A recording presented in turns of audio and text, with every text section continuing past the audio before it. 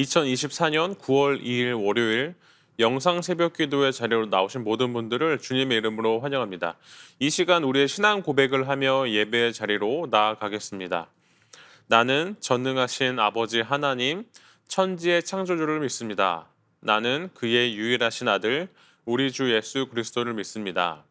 그는 성령으로 잉태되어 동정녀 마리아에게서 나시고 본디오 빌라도에게 고난을 받아 십자가에 못 박혀 죽으시고 장사된 지 사흘 만에 죽은 자 가운데서 다시 살아나셨으며 하늘에 오르시어 전능하신 아버지 하나님 우편에 앉아 계시다가 거기로부터 살아있는 자와 죽은 자를 심판하러 오십니다. 나는 성령을 믿으며 거룩한 공교회와 성도의 교제와 죄를 용서받는 것과 몸의 부활과 영생을 믿습니다. 아멘. 함께 기도하시겠습니다. 하나님 아버지, 오늘 월요일을 주셨습니다. 오늘 하루 하나님 말씀 앞에 나아오게 하신 것 감사합니다.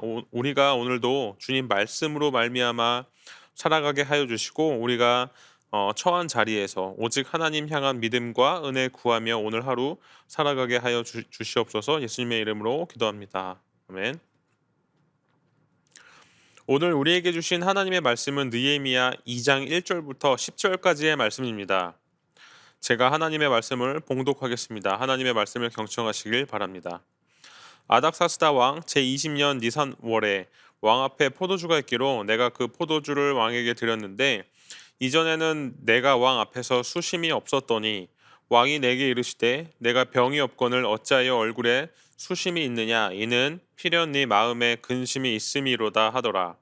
그때 내가 크게 두려워하여 왕께 대답하되 왕은 만세수를 하옵소서. 내 조상들의 묘실이 있는 성읍이 이제까지 황폐하고 성문이 불탔사오니 내가 어찌 얼굴에 수심이 없사오리이까 하니 왕이 내게 이르시되 그러면 내가 무엇을 원하느냐 하시기로 내가 곧 하늘의 하나님께 묵도하고 왕에게 아뢰되 왕이 만일 좋게 여기시고 종이 왕의 목전에서 은혜를 얻었사오면 나를 유다 땅 나의 조상들의 묘실이 있는 성읍에 보내어 그 성을 건축하게 하옵소서 하였는데 그때 왕후도 왕 곁에 앉아 있었더라. 왕이 내게 이르시되 내가 몇 날에 다녀올 길이며 어느 때에 돌아오겠느냐 하고 왕이 나를 보내기를 좋게 여기시기로 내가 기한을 정하고 내가 또 왕에게 아뢰되 왕이 만일 좋게 여기시거든 강 서쪽 총독들에게 내리시는 조서를 내게 주사 그들이 나를 용납하여 유다에 들어가기까지 통과하게 하시고 또 왕의 삼림 감독 아삽에게 조서를 내리사 그가 성전에 속한 영문의 문과 성곽과 내가 들어갈 집을 위하여 들보로 쓸 제목을 내게 주게 하옵소서 하매 내 하나님의 선한 손이 나를 도우심으로 왕이 허락하고 군대 장관과 마병을 보내어 나와 함께 하게 하시기로 내가 강 서쪽에 있는 총독들에게 이르러 왕의 조서를 전하였더니 호론 사람 산발락과 종이었던 암몬 사람 도비아가 이스라엘 자손을 흥왕하게 하려는 사람이 왔다 함을 듣고 심히 근심하더라. 아멘. 여러분, 이른 아침 주님의 말씀을 함께 나누기 위해 이 자리에 나오신 모든 분들을 주님의 이름으로 따뜻하게 환영합니다. 오늘도 말씀을 통해 하나님의 은혜를 깊이 체험하는 하루가 되시기를 간절히 바랍니다. 오늘 우리가 함께 나눈 본문은 느헤미야의 귀환과 예루살렘 성벽 재건 준비에 관한 이야기입니다. 간단히 말하자면 느헤미야가 왕에게 술을 따르던 중 그의 얼굴에 드리운 수심을 알아차린 아닥사스다 왕이 그 이유를 묻습니다. 느헤미야는 자신의 조상들이 묻힌 예루살렘 성이 파손된 것을 보고 마음 아파하고 있음을 털어놓습니다. 이 내용이 1절부터 3절까지의 말씀입니다. 4절부터 8절까지는 왕이 느헤미야에게 원하는 것이 무엇인지 묻자 느헤미야가 예루살렘 성을 다시 재건할 수 있도록 자신을 보내달라고 요청하는 장면이 나옵니다. 또한 성벽 건축에 필요한 자원들을 함께 요청하는 내용도 담겨 있습니다. 그리고 9절과 10절에서는 느헤미야가 유프라테스 강 서편의 총독들에게 왕의 친서를 보여주는 장면이 나옵니다. 왕의 명령에 따라 군대 장관과 기병들이 느헤미야를 호위하였고 이스라엘의 대적들이 느헤미야의 귀한 소식을 듣고 근심하는 모습이 그려져 있는 것이 오늘 본문입니다. 이제 본문에서 오늘 우리에게 어떤 말씀을 주시는지 함께 보도록 하겠습니다. 우선 1절과 2절을 통해 우리가 알 수 있는 것은 성도의 의로운 근심을 가진 사람이 되어야 한다는 것입니다. 본문을 보면 아닥사스다 왕이 평소에 밝은 모습으로 자신을 섬기던 느헤미야의 얼굴에 수심이 가득한 것을 보고 그 이유를 묻습니다. 느헤미야는 왕의 질문 앞에서 크게 두려워했죠. 이 두려움의 원인은 여러 가지로 해석될 수 있지만 먼저 느헤미야가 신하로서의 도리를 다하지 못했나? 라고 생각했을 수도 있습니다. 사실 이 왕이라는 큰 존재 앞에서 신하는 자신의 감정이나 근심을 얼굴에 드러내서는 안 되는 것이죠. 왕 앞에서 슬픈 표정을 보이는 것은 신하로서 조심해야 할 일입니다. 그래서 느헤미야가 왕 앞에서 수심을 드러냈을 때 왕이 그 이유를 묻자 크게 두려워한 것은 당연한 일입니다. 느헤미야도 의도적으로 자신의 감정을 드러내려 하는 것은 아닐 것입니다. 그러나 그는 조국을 위해 왕에게 간청할 방법과 그 기회를 계속 고민하고 있었을 것입니다. 아무튼 느헤미야는 조국을 향한 깊은 마음 속에서 이스라엘의 회복을 갈망했기 때문에 근심이 가득했던 것이죠. 여러분, 우리도 늘 근심 속에 살아갑니다. 그것이 현실이고 이 세상을 살아가면서 마주하게 되는 걱정거리들입니다. 하지만 성경은 우리에게 마음에 근심하지 말라고 말씀하십니다. 세상적인 근심은 우리에게 아무런 도움이 되지 않습니다. 오히려 스트레스와 같은 부정적인 영향을 초래할 뿐이죠.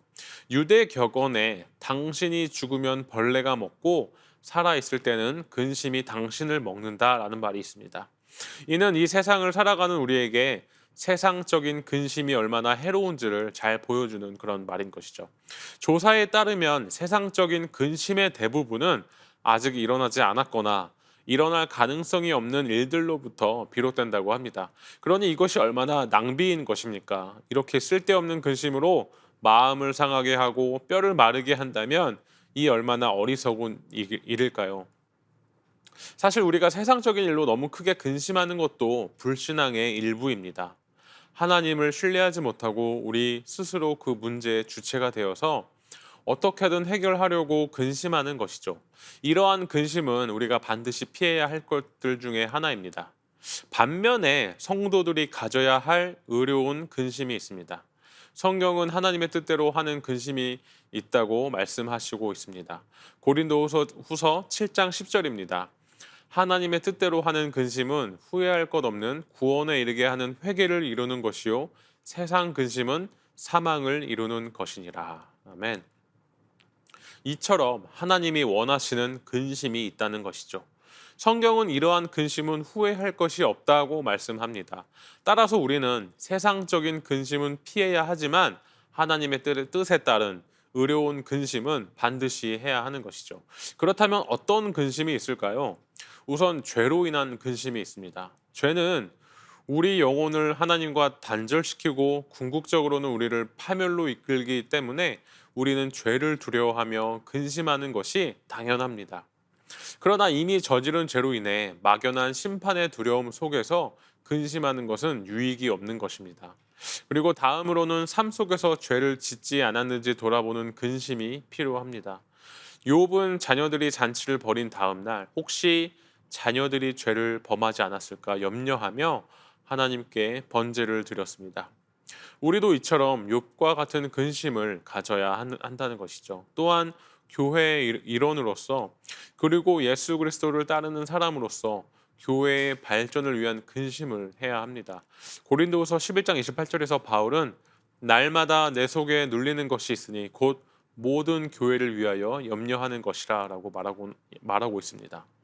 그 외에도 성도는 주를 기쁘시게 할 방법을 고민하며 근심해야 하고 느헤미야와 바울처럼 조국과 민족을 위한 근심도 해야 합니다. 바울은 동족의 구원을 위해 마음속에 끊임없는 고통을 안고 살아왔습니다. 우리 모두는 저마다 다양한 근심을 안고 살아가고 있죠. 그러나 그 근심의 종류에 따라 그 의미는 전혀 달라질 수 있습니다. 세상 사람들은 쓸데없는 세상 근심으로 마음을 상하게 하고 뼈를 마르게 합니다. 그러나 성도들은 이러한 근심을 하지 말아야 한다는 것이죠. 우리는 하나님을 믿음으로 세상 근심을 극복해야 합니다. 대신 성도들은 하나님의 뜻에 따른 근심을 해야 합니다. 성도 여러분, 여러분의 마음에 근심이 있습니까? 그렇다면 그 근심의 종류는 무엇인가요? 무익하고 불신앙적인 세상 근심입니까? 아니면 하나님의 뜻에 따른 유익하고 의로운 근심입니까?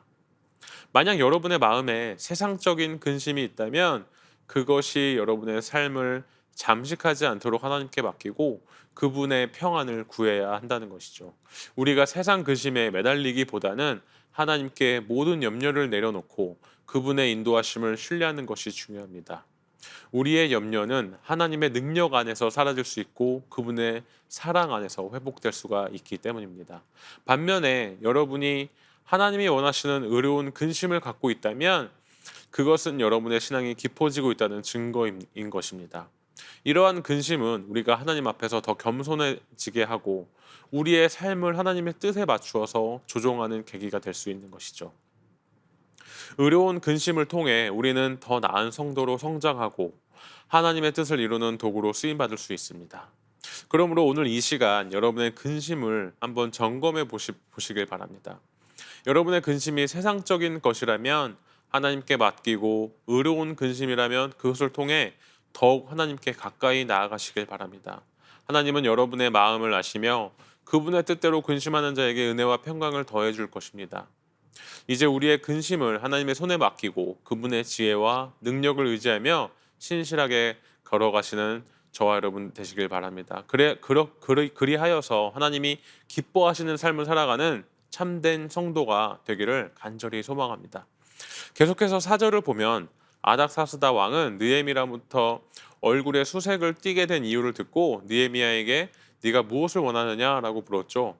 왕의 물음은 느헤미야에게 호의를 표시하는 것이며 도움을 주겠다는 의사 표시였습니다. 이때 느헤미야는 안도감을 느꼈을 것이고 또 한편으로는 하나님께서 이 일을 해결해 주시려고 함께 하시는구나 하는 것을 느꼈을 수도 있습니다. 왕의 물음에서 자신의 기도를 들으신 하나님의 은혜에 대한 감사와 함께 하나님의 뜻이 성취되기를 바라는 그의 마음과 믿음이 담겨 있는 것이죠. 한편으로는 모든 것 성취하시는 분은 하나님이신 것을 우리가 이 4절 말씀을 통해 알 수 있는 것입니다. 느헤미야는 철두철미하게 하나님의 주권을 신뢰하는 사람이었습니다. 느헤미야는 이 모든 일의 배후에는 하나님이 계신다 하는 것을 의심 없이 당연히 하나님께서 함께 하시는 것으로 생각했던 것이죠. 느헤미야의 이러한 태도는 우리가 본받아야 할 훌륭한 믿음의 모습입니다.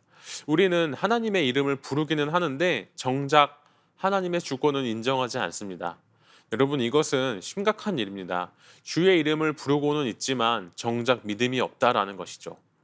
하나님의 주권을 인정하지 않는다라는 것은 나는 믿음이 없습니다. 나는 그리스도인이 아닙니다 하는 것과 같은 것이라는 것이죠.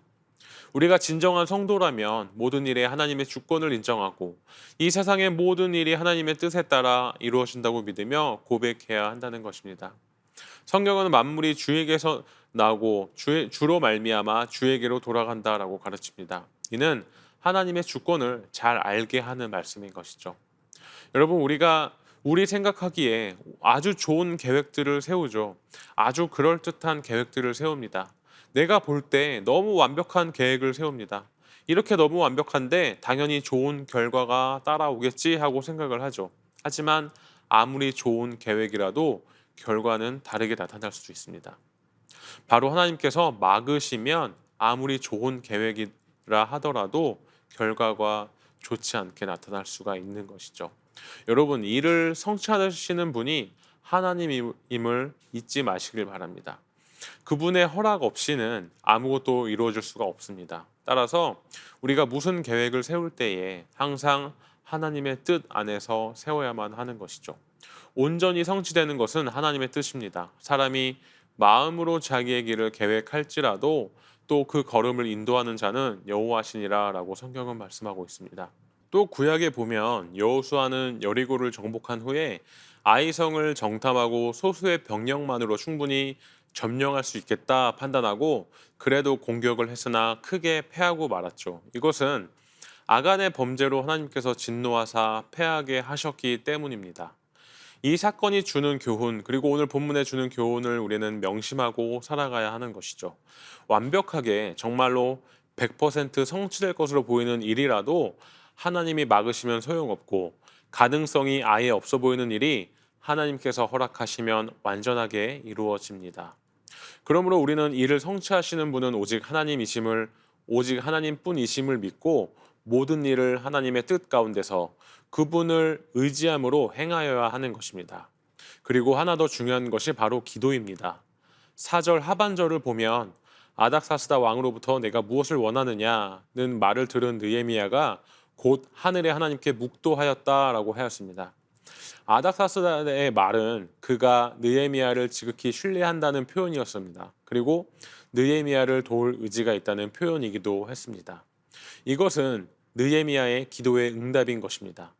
이 기도의 응답을 받은 느헤미야는 왕의 호의적인 말에 즉시 요구사항을 말하지 않습니다. 느헤미야는 그 순간에도 잠시 하나님께 기도를 드린 것이죠. 느헤미야는 자신의 기도가 응답되었다고 생각되는 시점에도 즉시 자기의 요구를 왕에게 바로 말한 것이 아니라 다시금 하나님의 뜻을 구한 것입니다. 여기서 중요한 것이 그 짧은 순간 느헤미야가 하나님께 기도의 응답을 받았다는 것에 그치지 않고 다시 한번 기도를 드리면서 다시 한번 인도하심을 또 다른 응답을 위해 재차 기도를 드렸다는 것이죠. 느헤미야는 확실히 기도의 사람이었다라는 것을 보여주는 본문입니다. 느헤미야는 항상 하나님께 기도하는 사람이었습니다. 왜냐하면 느헤미야는 하나님의 주권을 절대적으로 인정하고 그에 근거하여 하나님을 의지하는 사람이었기 때문입니다. 여러분, 하나님께 기도를 한다는 것은 하나님을 의지한다는 결정적인 표징입니다. 하나님을 의지하지 않으면 기도하지 않습니다. 기도는 하나님만을 의지하는 우리만이 할 수 있는 것입니다.